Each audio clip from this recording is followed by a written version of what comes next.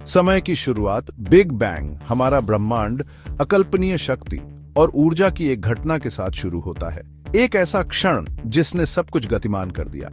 हम इसे big bang कहते हैं। जरा सोचिए, अगर आप कर सकते हैं तो सारा स्पेस और समय एक ही बिंदु में सिमटा हुआ है। अनंत घनत्व और तापमान का एक सिंगुलैरिटी, एक परमाणु से भी छोटा। इस बिंदु में हमारे आसपास दिखाई देने वाली हर चीज, हर तारे, ग्रह और आकाशगंगा की क्षमता थी। फिर एक सेकंड के एक अंश में यह फट गया, भारी मात्रा में ऊर्जा और प्रकाश छोड़ते हुए। बिग बैंग पारंपरिक अर्थों में विस्फोट नहीं था, जैसे बम फटना।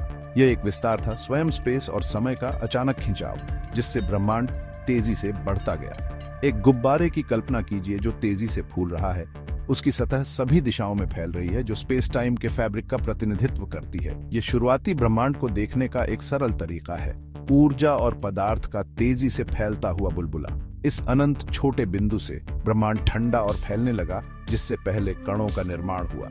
ऐसा होते ही आइंस्टीन के प्रसिद्ध समीकरण EMC2 का पालन करते हुए ऊर्जा पदार्थ में परिवर्तित हो गई। शुद्ध ऊर्जा को द्रव्यमान में बदल दिया। पदार्थ के मूल निर्माण खंड, क्वार्क और लेप्टॉन बनने लगे और अधिक जटिल संरचनाओं के लिए मंच तैयार किया। यह प्रारंभिक ब्रह्मांड एक काओटिक और ऊर्जावान जगह थी। अविश्वसनीय गति से टकराने वाले कणों का एक उबलता हुआ कड़ाहा एक गतिशील और अशांत वातावरण बना रहा था। लेकिन इस कैओस के भीतर व्यवस्था उभरने लगी। तारों से लेकर आकाश गंगाओं तक हर चीज के निर्माण के लिए मंच तैयार किया, जिससे आज हम जिस ब्रह्मांड को जानते हैं वह बना। ब्रह्मांड आकार लेता है, कॉस्मिक इन्फ्लेशन और पहले तत्व। बिग बैंग के बाद पहले क्षणिक क्षणों में कुछ असाधारण हुआ, कॉस्मिक इन्फ्लेशन। ब्रह्मांड अभी भी अपनी प्रारंभिक अवस्था में एक एक्सपोनेंशियल विस्तार से गुजरा, अकल्पनीय दर से बढ़ रहा था। यह प्रकाश की गति से भी तेज गति से बढ़ा, एक सेकंड के एक अंश में आकार में गुब्बारे की तरफ फूल गया। इस तेज मुद्रास्फीति ने किसी भी प्रारंभिक अनियमितताओं को दूर कर दिया, जैसे किसी कपड़े पर खींची हुई झुर्रियों को, जिससे एक समान ब्रह्मांड बन गया। जैसे जैसे ब्रह्मांड फैलता और ठंडा होता गया, कणों का प्रिमोर्डियल सूप जमने लगा, जिससे पदार्थ के निर्माण का मंच तैयार हुआ। तापमान इतना गिर गया कि क्वार्क आपस में मिलकर प्रोटॉन और न्यूट्रॉन बना सके, जो परमाणु नाभिक के मूल निर्माण खंड हैं। इस युग, जिसे न्यूक्लियोसिंथेसिस के रूप में जाना जाता है, ने पहले तत्वों, मुख्य रूप से हाइड्रोजन और हीलियम के जन्म को चिह्नित किया। ब्रह्मांड, जो अभी भी अविश्वसनीय रूप से गर्म था, प्रोटॉन, न्यूट्रॉन, इलेक्ट्रॉनों और फोटॉनों के समुद्र का प्रभुत्व था, जिससे एक घना प्लाज्मा बनता था। प्रकाश इस घने प्लाज्मा में स्वतंत्र रूप से यात्रा नहीं कर सकता था, क्योंकि यह लगातार आवेशित कणों से बिखरता रहता था। इस बिखराव ने ब्रह्मांड को अपारदर्शी बना दिया, जिससे प्रकाश को लंबी दूरी तक यात्रा करने से रोका जा सके। समय के साथ ब्रह्मांड ठंडा होता रहा, जिससे कण जम गए और अधिक जटिल संरचनाएं बन गईं। बिग बैंग के लगभग 3,80,000 साल बाद एक महत्वपूर्ण घटना घटी, जिसने ब्रह्मांड को हमेशा के लिए बदल दिया। प्रोटॉन और इलेक्ट्रॉन मिलकर न्यूट्रल हाइड्रोजन परमाणु बनाते हैं, जिससे ब्रह्मांड पहली बार पारदर्शी बनता है। इस संक्रमण, जिसे पुनर्संयोजन के रूप में जाना जाता है, ने पहला प्रकाश छोड़ा, जो अंतरिक्ष के माध्यम से स्वतंत्र रूप से यात्रा कर सकता था, जिससे ब्रह्मांड प्रकाशित हो गया। अरबों वर्षों में फैला यह प्रकाश आज भी कॉस्मिक माइक्रोवेव बैकग्राउंड रेडिएशन के रूप में पता लगाया जा सकता है, जो बिग बैंग की एक धुंधली प्रतिध्वनि है, जो हमें ब्रह्मांड के शुरुआती क्षणों की एक झलक प्रदान करती है। गैस के बादलों से आकाश गंगाओं तक, तारों और गालाक्टीय संरचनाओं का जन्म। यह यात्रा हमें शुरुआत में ले जाती है, उन क्षणों तक जब ब्रह्मांड अभी भी अपनी प्रारंभिक अवस्था में था। प्रारंभिक ब्रह्मांड हालांकि पारदर्शी था, एक समान नहीं था। मुद्रास्फीति की अवधि के दौरान बोए गए छोटे घनत्व में उतार चढ़ाव ने संरचनाओं के बढ़ने के लिए गुरुत्वाकर्षण बीज प्रदान किए। ये उतार चढ़ाव ब्रह्मांडीय कहानी की पहली फुसफुसाहट की तरह थे, जो आगे होने वाली हर चीज के लिए मंच तैयार कर रहे थे। थोड़े अधिक पदार्थ वाले क्षेत्र अधिक पदार्थ को आकर्षित करने लगे, जैसे बिस्तर के नीचे धूल के टुकड़े इकट्ठा होते हैं। गुरुत्वाकर्षण द्वारा संचालित यह प्रक्रिया धीरे धीरे लेकिन निश्चित रूप से ब्रह्मांड को व्यवस्थित करने का तरीका था। लाखों वर्षों में गुरुत्वाकर्षण ने गैस और धूल के इन गुच्छों को एक साथ खींच लिया, जिससे विशाल बादल बन गए। ये बादल, जिन्हें निहारिका के रूप में जाना जाता है, भविष्य के तारों के पालने थे, वे नर्सरी जहां नए खगोलीय पिंड पैदा होंगे। इन बादलों के भीतर सघन क्षेत्र अपने ही गुरुत्वाकर्षण के नीचे सिकुड़ गए, सिकुड़ते ही गर्म हो गए। यह प्रक्रिया धीमी और स्थिर थी, जिसमें लाखों साल लग गए, लेकिन यह निरंतर थी। अंततः इन ढहते बादलों के केंद्रों पर तापमान और दबाव एक महत्वपूर्ण बिंदु पर पहुंच गया, जिससे परमाणु संलयन प्रज्वलित हो गया। यह एक तारे के जन्म का क्षण था। ब्रह्मांड में एक नया प्रकाश। पहले तारे पैदा हुए थे। ये तारे अग्रणी थे। पहले अंधेरे ब्रह्मांड में प्रकाश के पहले स्रोत। ये शुरुआती तारे विशाल, गर्म और अल्पकालिक थे। अपने कोर में हाइड्रोजन को हीलियम में मिलाते थे और अंतरिक्ष में भारी तत्वों को बाहर निकालते थे जब वे सुपरनोवा के रूप में फटते थे। उनका जीवन, हालांकि संक्षिप्त था, अविश्वसनीय रूप से प्रभावशाली था।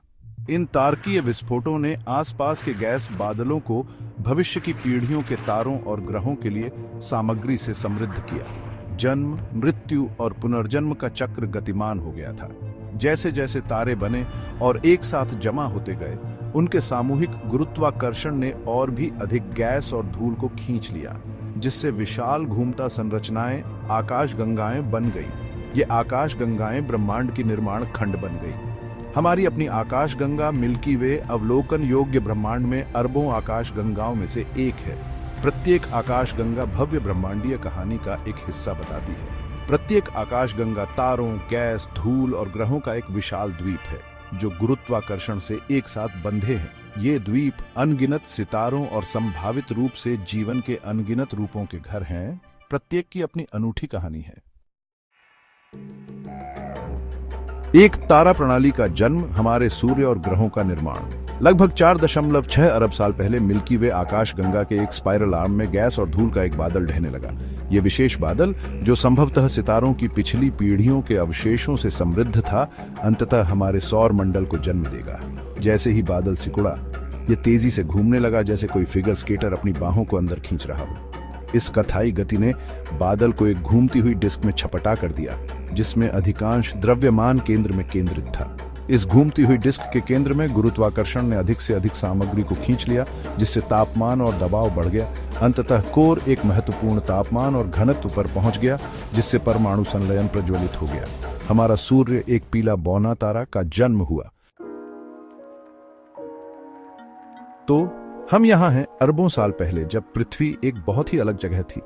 पौधों, जानवरों या यहाँ तक कि जीवन के सबसे सरल रूपों के बिना एक दुनिया की कल्पना करो जिसे हम आज जानते हैं। समझना मुश्किल है ना? लेकिन इन प्राचीन महासागरों में कुछ असाधारण होने लगा था।